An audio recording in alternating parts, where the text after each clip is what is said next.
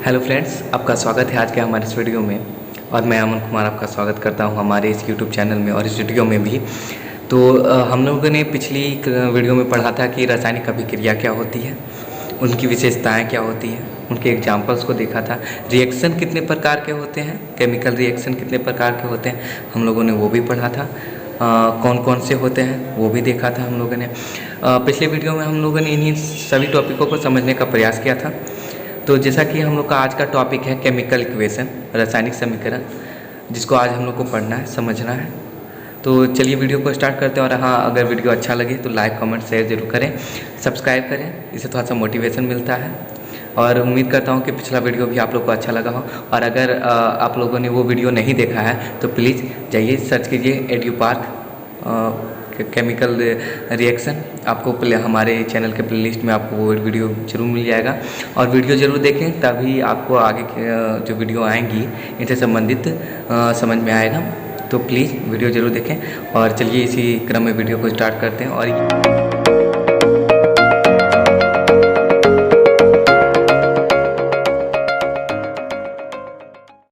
हाँ, तो जैसा कि हमने पहले बात कर चुके हैं केमिकल इक्वेशन में, पिछली वीडियो में मैंने थोड़ा सा इसका इंट्रो दिया था आपको कि केमिकल इक्वेशन होता क्या है, रासायनिक समीकरण क्या होता है। इसका थोड़ा सा इंट्रोडक्शन मैंने दे दिया था।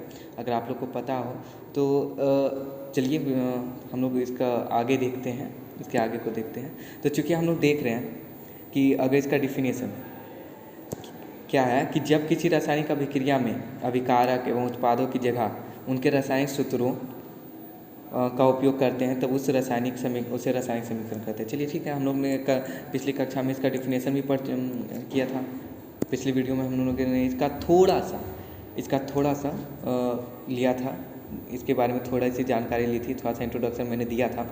तो चलिए हम लोग थोड़ा सा उसका रिविज़न कर लेते हैं कि रासायनिक समीकरण क्या होता है। जब किसी केमिकल रिएक्शन को, किसको, केमिकल रिएक्शन को यानी रासायनिक अभिक्रिया को उसके संकेतों और सूत्रों के आधार पर जो भी अभिकारक होंगे, जो उसमें भाग लेने अभिकारक होगा। अभिकारक क्या होता है?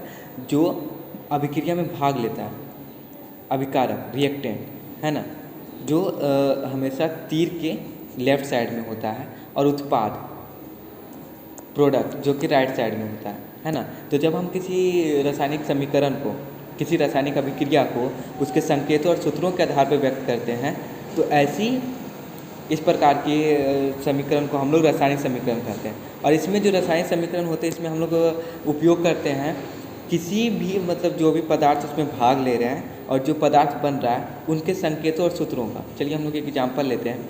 पिछली कक्षा में हम लोग देखा था कि जब कैल्शियम कार्बोनेट का रासायनिक सूत्र ये होता है, ठीक है। जब कैल्शियम कार्बोनेट को, आप लोग देख सकते हैं एग्जाम्पल यहाँ पे, जैसे ये H2 है, हाइड्रोजन गैस है, क्लोरीन है ना, हाइड्रोजन गैस है और क्लोरीन है। दोनों का हम लोग यहाँ पे क्या यूज किए हैं? संकेत यूज किए हैं, ठीक है। यहाँ पर 2HCl है ना, हाइड्रोक्लोरिक एसिड। तो इस टाइप का जो भी रिएक्शन होता है, इस टाइप का जो भी इक्वेशन होगा, जो भी इक्वेशन इस टाइप का होगा, उसको हम लोग बोलेंगे रासायनिक समीकरण।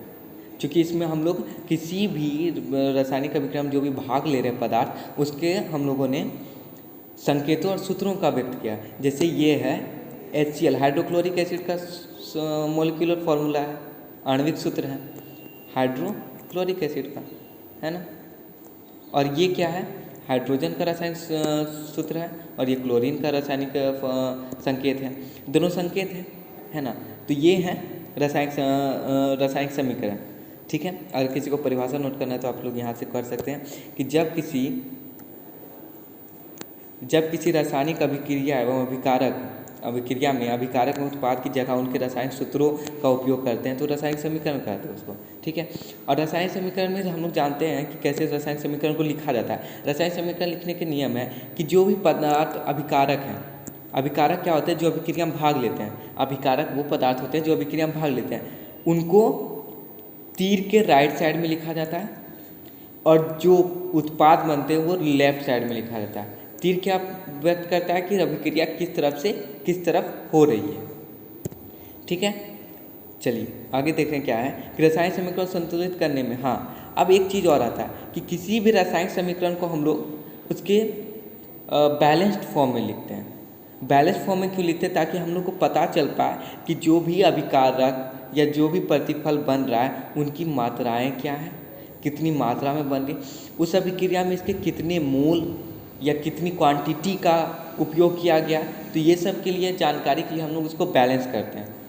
और जो बैलेंस होता है उसमें क्या होता है कि जितने तत्व के अणु इधर भाग ले रहे हैं यानी अभिकारक तरफ है, उतने तत्व के अणु या उतने यौगिक तत्व, किसी भी तत्व के अणु उतने यहाँ पे होंगे। जैसे कि हम लोग एग्जाम्पल में देख रहे हैं, यहाँ पर हाइड्रोजन कितने हैं? 2 है ना, H2 लिखा हुआ यानी हाइड्रोजन 2 है। यहाँ पे क्लोरीन कितने हैं? 2 हैं।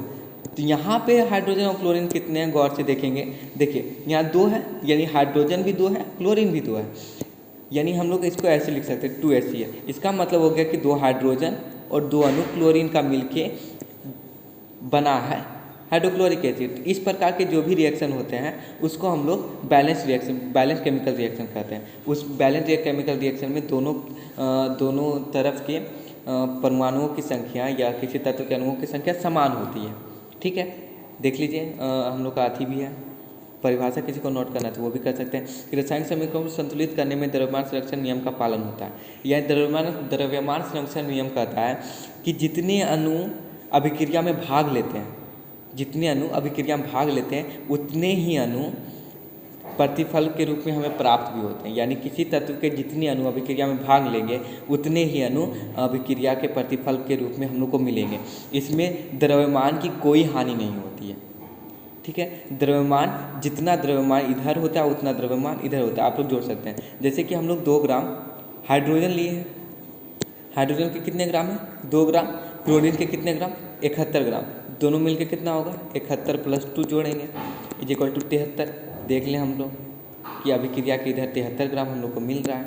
इसका मतलब क्या हो गया कि द्रव्यमान संरक्षण नियम का पालन करता है और संतुलित समीकरण में अभिकारकों और उत्पादों के द्रव्यमान एवं विभिन्न तत्वों के परमाणु संख्या बराबर होती है। हम लोगों ने तो पहले ये डिस्कस कर लिया है। आगे हम लोग क्या देख रहे हैं कि अवक्षेपण क्या होता है। अवक्षेपण क्या होता है? हम लोग पिछली कक्षा में पढ़ा था हम लोगों ने कि जब कोई रिएक्शन होता है ना तो उसमें क्या होता है, कुछ रिएक्शन में क्या होते हैं कि एक तत्व अलग होकर सॉल्यूशन या विलयन से अलग होकर बर्तन की तली में बैठ जाता है तो उसको हम लोग अवक्षेप कहते हैं। क्या कहते हैं? उसको अवक्षेप कहते हैं। तो यहाँ पर हम लोग देख रहे हैं कि जब किसी रासायनिक अभिक्रिया में अवक्षेप बनता है, अवक्षेप पता है ना, तली में निकल के तली में बैठ जाता है, अवक्षेप कहते हैं उसको, तो तब उसे अवक्षेपण अभिक्रिया कहते हैं। फॉर एग्जाम्पल देखिए आप लोग यहाँ पे कि ये AgNO3 है और ये NaCl है।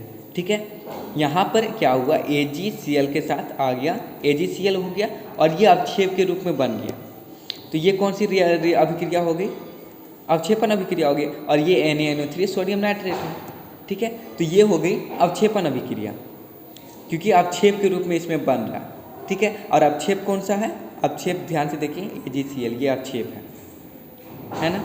चलिए आगे हम लोग देखते हैं। अब हम लोग देखते हैं कि थोड़ा सा यहाँ पर एक पॉइंट है, इस पॉइंट को हम लोग पढ़ेंगे, नोट करेंगे कि जब अम्ल एवं क्षार एक दूसरे के गुणों को नष्ट कर देते हैं तब उसे उदासीनीकरण अभिक्रिया कहते हैं। यह अभिक्रिया का एक और प्रकार है। उदासीनीकरण अभिक्रिया क्या होती है? वैसी अभिक्रिया जिसमें अम्ल भी भाग लेते हैं और क्षार भी भाग लेते हैं, लेकिन उनमें से जो प्रतिफल बनता है उसमें ना तो अम्ल का गुण होता है ना ही क्षार का गुण होता है, क्योंकि वो एक दूसरे को नष्ट कर देते हैं। उसमें प्रतिफल के रूप में एक अलग ही उत्पाद बनता है जिसको हम लोग बोलते हैं लवण। तो यहाँ जो रिएक्शन होता है उदासीनीकरण अभिक्रिया, यहाँ नोट करने वाली बात ये है कि अम्ल और क्षार जब आपस में अभिक्रिया करते हैं तो लवण का निर्माण होता है, जो कि ये है। कोई भी लवण यानी सॉल्ट बनता है और जो सॉल्ट बनता है उसका गुण, जो प्रॉपर्टी होता है, वो ना तो अम्ल से मेल खाता है ना तो क्षार से। क्या होता है कि अम्ल जो है क्षार का गुण खत्म कर देता है और क्षार अम्ल का गुण खत्म कर देता है। ठीक है, तो यहाँ पर हम लोग देख रहे हैं कि HCl क्या है? एक एसिड है, हाइड्रोक्लोरिक एसिड, और सोडियम हाइड्रोक्साइड क्षार है। ये दोनों जब रिएक्शन किया तो बना NaCl और H2O, लवण और जल बनता है। तो इस प्रकार का जो भी रिएक्शन होता है, रिएक्शन को समझने का सिंपल सा है कि जब कोई अम्ल किसी क्षार से अभिक्रिया करता है तो वो जो अम्ल और क्षार के दोनों गुण नष्ट हो जाते हैं, दोनों के गुण नष्ट हो जाते हैं। तो इस प्रकार की जो अभिक्रिया होती है उसे उदासीनीकरण अभिक्रिया कहते हैं, और इस प्रकार के जो प्रतिफल के रूप में बनता है वो बनता है लवण, वो लवण होता है। और देखिए हम लोगों ने पिछले टॉपिक में ही पढ़ चुका था कि संयोजन एवं वियोजन अभिक्रिया एक दूसरे के विपरीत होती हैं। संयोजन और वियोजन अभिक्रिया एक दूसरे के विपरीत होती हैं। सेम चीज़ यहाँ पर है कि संयोजन और वियोजन अभिक्रिया एक दूसरे के विपरीत हैं, है ना। संयोजन और वियोजन अभिक्रिया एक दूसरे के विपरीत हैं। तो मैं उम्मीद करता हूँ कि आपको आज का जो वीडियो है रासायनिक समीकरण का आपको अच्छे से क्लियर हो गया होगा। अगर समझ में आ गया तो कमेंट जरूर करें, और अगर कुछ फीडबैक देना चाह रहे तो भी कमेंट जरूर करें। उम्मीद करता हूँ कि आज का ये जो वीडियो है ये पार्ट 2 है केमिकल रिएक्शन का, जो कि आज का वीडियो ये ख़त्म होने वाला है, यानी फर्स्ट चैप्टर हम लोग का ख़त्म हो गया। अगले वीडियो में हम लोग सेकेंड चैप्टर का रिवीजन में सेकेंड चैप्टर को हम लोग पढ़ेंगे। और अगर आपको इस दोनों वीडियो में कोई प्रॉब्लम हो, कुछ समझना चाहते हो तो कमेंट जरूर करें।